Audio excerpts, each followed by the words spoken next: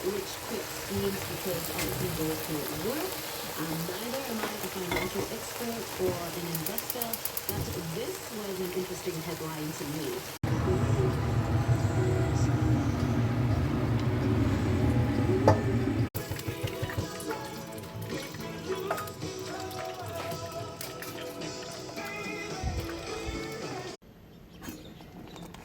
Paksiw na tilapia for today's ulam. Haluan ko ng talbos ng kamote konti. Yee! May talong.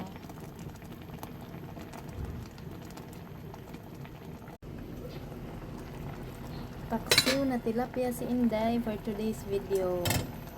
Yan yung pagkain ko today. Yan yung ulam ko. And may tira pa akong niluto kong langka hapon also. Langka with baboy.